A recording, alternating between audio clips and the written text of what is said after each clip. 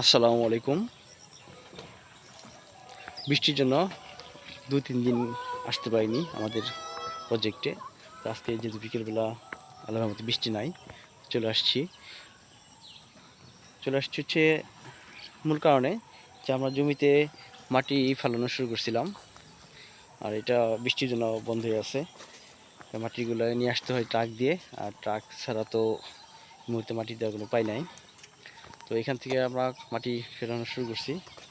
দেখাই জমির মধ্যে কীভাবে মাটি ফেলতেছি। সে জমিদের আমাদের জমির বাউন্ডারি, এখানে কিছু মিষ্টি কুমড়া গাছ লাগানো ছিল।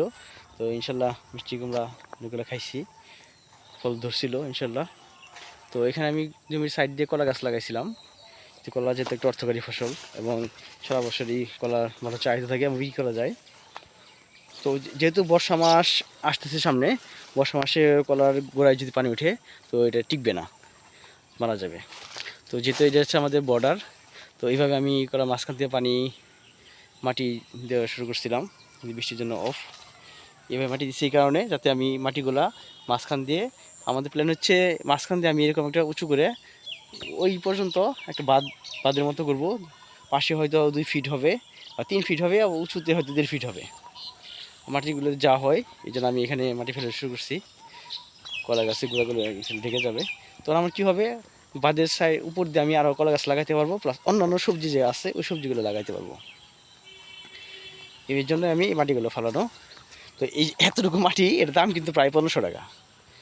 ছোট একটা ট্রাক, যেগুলো আমরা ট্রাক ওটাতে মাটি ফেলে যায়, তাহলে এখানে 1500 টাকার মাটি হচ্ছে। আমি যদি এখানে একটা কলা গাছ লাগাইতে পারি, হয়তো আমার এখান থেকে খুচরা বিক্রি করতে পারলে 1000 টাকা আসতে পারে বা কম আসতে পারে। তারপরেও আমার 500 টাকা ইনভেস্টমেন্ট ঘাটতি থাকুক, কী হবে, আমার মাটিটা থাকলে আমার ফসলটা হবে।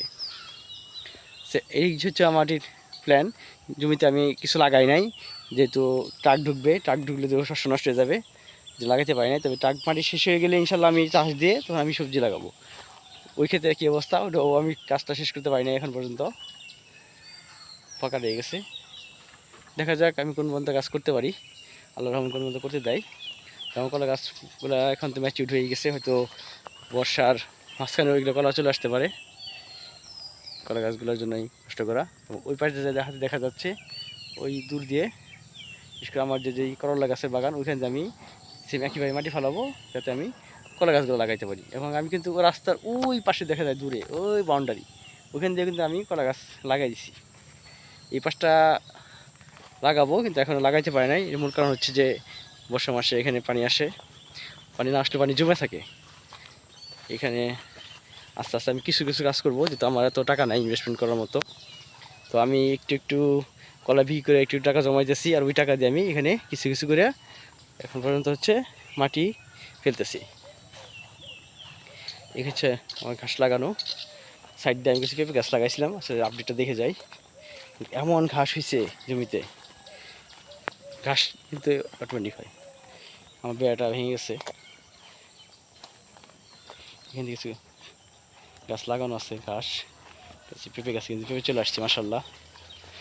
পেঁপে কিন্তু মাসাল্লাহ চলে আসছে, কিন্তু চলে আসছে পেঁপে, ফুলও চলে আসছে। আসলে এই দেখি শনিবার অফিস যেহেতু অফ আছে, আমি চেষ্টা করবো যে শনিবার যাতে করা যায়, অন্তত এখানে দিয়ে পেঁপে গাছগুলোর মধ্যে একটু পরিচর্যা করা যায়, চেষ্টা করতে হবে। হচ্ছে আমার লাস্ট আপডেট। কেউ যেন এখানে এসে এগুলো উঠাইছে নিয়ে গেছে, আবার ঘাসে তুলছে, দেখা যায় কী করছে জানি না, খবর রাখতে হবে। কিছু দর্শক দোয়া করবেন আমার ভবিষ্যৎ প্রজেক্টটার জন্য আমি করতে পারি, এবং আপনাদেরকে বিষমুক্ত কেমিক্যাল মুক্ত যে সবজি বলে বা কলা বলে সেটা খাওয়াতে পারি। আসলে দোয়া করবেন আমার জন্য। আসসালামু আলাইকুম।